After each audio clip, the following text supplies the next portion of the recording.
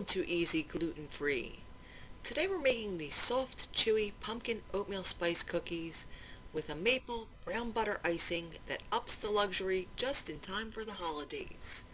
Now to get started, preheat the oven to 375 degrees and line a few baking sheets with parchment. You could use a silicone mat here if you want, but for this cookie I really like the parchment.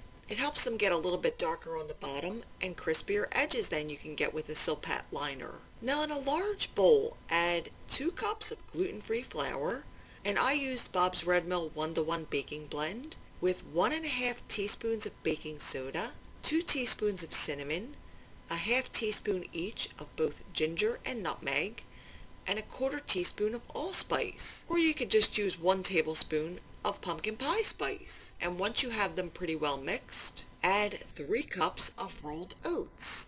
And I use the old-fashioned gluten-free variety. Now stir the oats into the other dry ingredients and set this bowl aside. Now using a stand mixer with the paddle attachment, cream together 1 cup of well-softened butter with 2 cups of firmly packed brown sugar until light and creamy.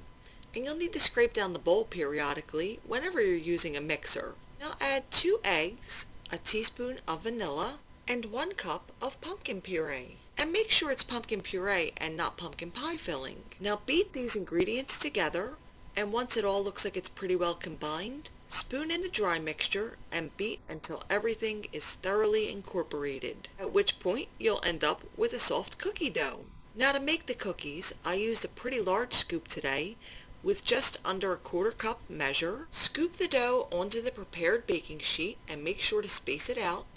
And instead of flattening them out here like I did with my other oatmeal cookies, I discovered an easy trick is to bake them halfway for 8 minutes, then take them out of the oven, and with a silicone spatula, depress each one just slightly, then bake them for another 8 minutes. And you can adjust that baking time depending on the size you make and your particular oven.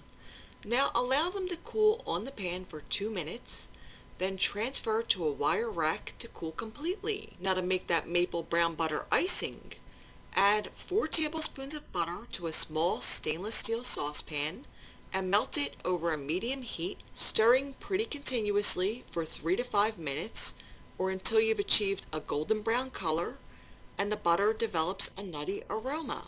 And I like to go pretty dark, almost like a beurre noisette here, but it's up to you how far you want to take it. Now remove the pan from the heat and stir in 3 tablespoons of maple syrup, and you'll want to use pure maple syrup here. And when you've got those 2 ingredients pretty well combined, start adding confectioner sugar.